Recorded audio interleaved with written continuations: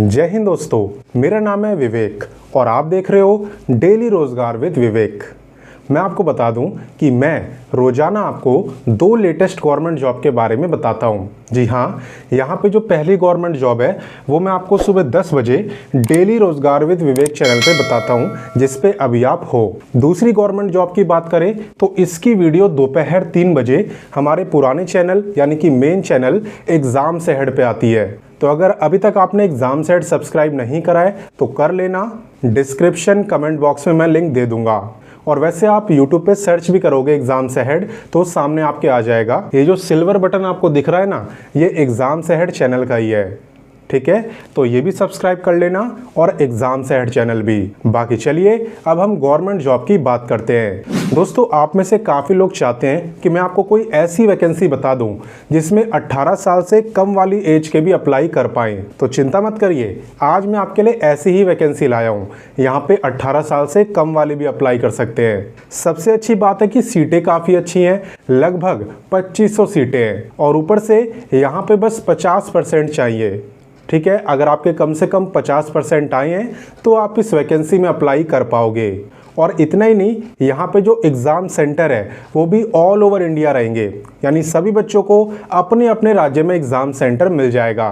तो आप बस वीडियो को एंड तक देखो, वैकेंसी की A to Z सारी जानकारी मैं आपको देने वाला हूँ। तो चलिए शुरू करते हैं। तो सबसे पहले मैं आपको यही बताता हूँ कि ये वैकेंसी निकाली किसने है। ये वैकेंसी निकाली है इंडियन एयरफोर्स यानी कि भारतीय वायुसेना ने। मैं जानता हूँ आप में से काफ़ी सारे बच्चों का यहाँ पे सपना भी होता है भारतीय वायुसेना में जाने का। तो यहाँ पे आपके पास मौका है, मेल फीमेल दोनों ही कैंडिडेट्स यहाँ पे अप्लाई कर सकते हैं। चलिए अप्लाई की बात हुई है तो अप्लाई डेट मैं आपको बता देता हूँ। यहाँ पे इसके जो आवेदन है ना, ये आप कर पाओगे 11 जुलाई से, ठीक है। ये जो वीडियो है ये मैं 6 जुलाई को बना रहा हूँ और आप आवेदन कर पाओगे 11 जुलाई से।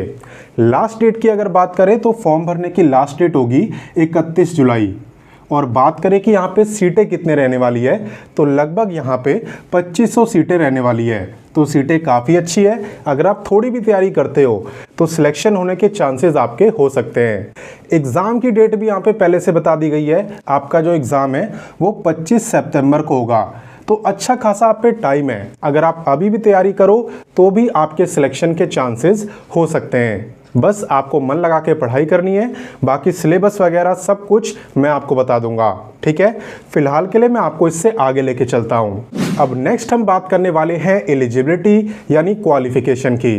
तो यहाँ पे काफ़ी बच्चे कंफ्यूज रहते हैं क्योंकि कुछ को लगता है कि जिन्होंने सिर्फ 12वीं साइंस से करी है वो ही अप्लाई कर सकते हैं, बट ऐसा नहीं है। देखो, यहाँ पे अगर आपके 12वीं में कम से कम 50% मार्क्स है ना, तो आप यहाँ पे अदर देन साइंस के लिए अप्लाई कर सकते हो।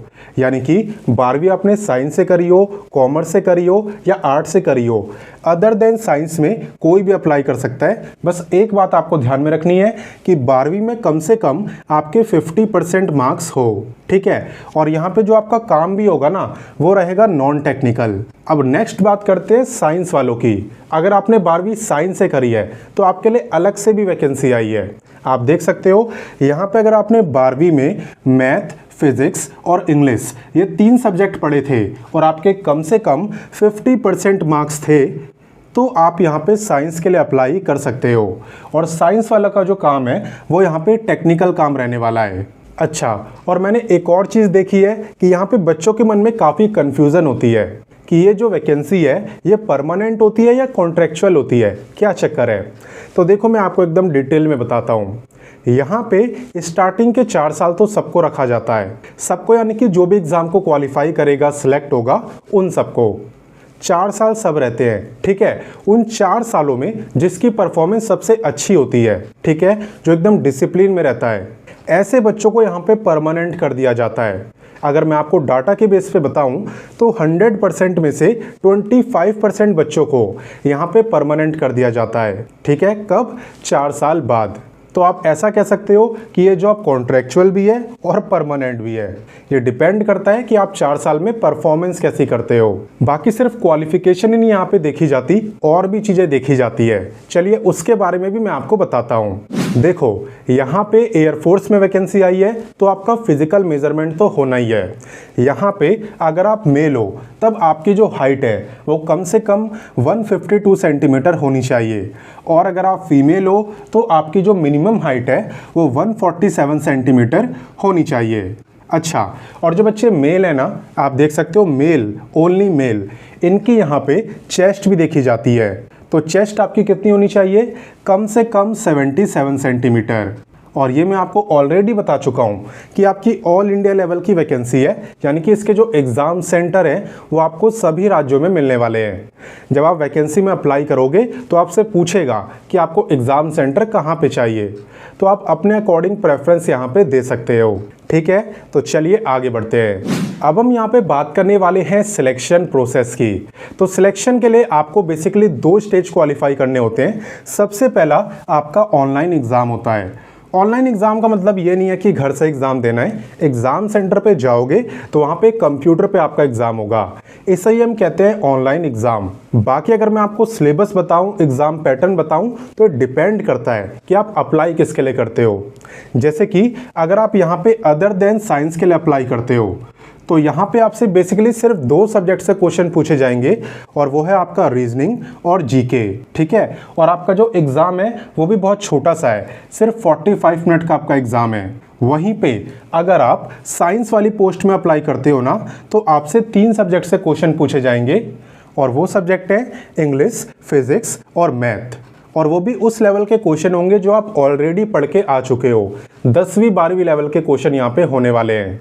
तो ये समझ लो, अगर आपने अपनी स्कूल लाइफ में अच्छे से पढ़ाई करी है तो उसका बेनिफिट यहाँ पे आपको मिलने वाला है। और बाकी इसके एग्ज़ाम में टाइम आपको ज़्यादा मिलता है, वो मिलता है 60 मिनट का। और हाँ, यहाँ पे एक क्वेश्चन आपका 1 ही मार्क्स का होता है, लेकिन नेगेटिव मार्किंग भी है। नेगेटिव मार्किंग है 0.25 मार्क्स की। तो आपको वही क्वेश्चन करने हैं जो आपको कंफर्म आते हों। ठीक, बाकी मैं आपको बता दूं, यहाँ पे आपका फिजिकल टेस्ट भी होगा। जब आप एग्ज़ाम को क्वालिफाई कर लोगे ना, तो उसके बाद आपका फिजिकल टेस्ट होगा। फिजिकल टेस्ट बेसिकली डिपेंड करता है कि आप मेल हो या फीमेल हो। अगर आप मेल हो तो आपको यहाँ पे 6.5 मिनट में 1600 मीटर भागना होगा, और अगर आप फीमेल हो तो आपको 1600 मीटर के लिए यहाँ पे प्रॉपर 8 मिनट दिए जाएंगे। तो एग्ज़ाम की भी आपको प्रैक्टिस करनी है, और साथ ही साथ दौड़ना भी शुरू कर दो। वैसे भी दौड़ने से काफ़ी शरीर में फुर्ती रहेगी और पढ़ाई में भी आपका मन लगेगा। बाकी फ़िलहाल के लिए मैं आपको इससे आगे लेके चलता हूँ। अब नेक्स्ट बात करते हैं एप्लीकेशन फ़ीस की।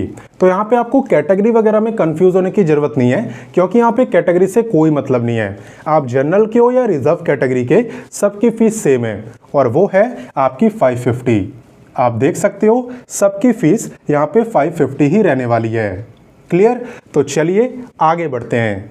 अब नेक्स्ट बात करते हैं एज लिमिट की। तो देखो यहाँ पे मैं आपको सीधा डेट ऑफ बर्थ बता दे रहा हूँ। आप ये मैच करना कि आपकी जो डेट ऑफ बर्थ है वो उन 2 डेटों के बीच में आती है या नहीं। अगर आपकी डेट ऑफ बर्थ 2 जुलाई 2005 से लेके 2 जनवरी 2009 के बीच में आती है तो आप इस वैकेंसी में अप्लाई कर पाओगे। और जहाँ तक बात रही एज रिलैक्सेशन की, तो इस वैकेंसी में कोई भी एज रिलैक्सेशन नहीं मिलता। मैं फिर से बोल रहा हूँ, यहाँ पे एज रिलैक्सेशन आपको नहीं दिया जाता, क्योंकि ये इंडियन एयरफोर्स अग्नि वायु की वैकेंसी है। क्लियर? तो चलिए आगे बढ़ते हैं। अब बात करते हैं हाउ टू अप्लाई की, यानी आप इस वैकेंसी में आवेदन कैसे कर सकते हो। तो देखो, मैंने आपको स्टार्टिंग में ही बताया था कि यहाँ पे जो आवेदन है वो 11 जुलाई से होंगे। वैसे मैं आपको बता दूं कि मैंने व्हाट्सएप पर आपको नोटिफिकेशन, अप्लाई, ऑफिशियल वेबसाइट, ये तीनों चीज़ें दे दी है। आप वीडियो डिस्क्रिप्शन में जाना या फिर कमेंट में चले जाना, दोनों ही जगह मैंने आपको व्हाट्सएप चैनल का लिंक दे दिया है, क्योंकि सभी नोटिफिकेशन, अप्लाई, ऑफिशियल वेबसाइट सब कुछ वहाँ पे मैं आपको दे देता हूँ। ठीक है, तो 11 जुलाई से आप अप्लाई कर सकते हो। कोई दिक्कत अगर आपको हो तो कमेंट करके मुझसे पूछ लेना। और एक बार फिर से बता दूं कि यहाँ पे जो एग्ज़ाम सेंटर है वो आपको आपकी प्रेफरेंस के अकॉर्डिंग मिल जाएंगे। और बाकी बात रही जॉब लोकेशन की, तो ऑल ओवर इंडिया में कहीं पे भी आपकी पोस्टिंग हो सकती है।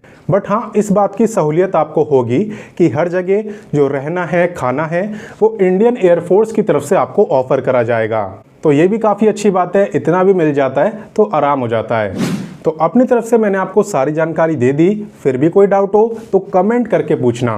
और हाँ, इस वीडियो को शेयर ज़रूर करना ताकि बाकी बच्चों को भी पता चले, क्योंकि बहुत बच्चों का सपना होता है इंडियन एयरफोर्स में जाने का। तो शेयर ज़रूर करना। और हाँ, इस वीडियो को लाइक भी कर देना, क्योंकि आपका लाइक ही मुझे मोटिवेट करता है रोज़ाना आपके लिए वैकेंसी लाने के लिए।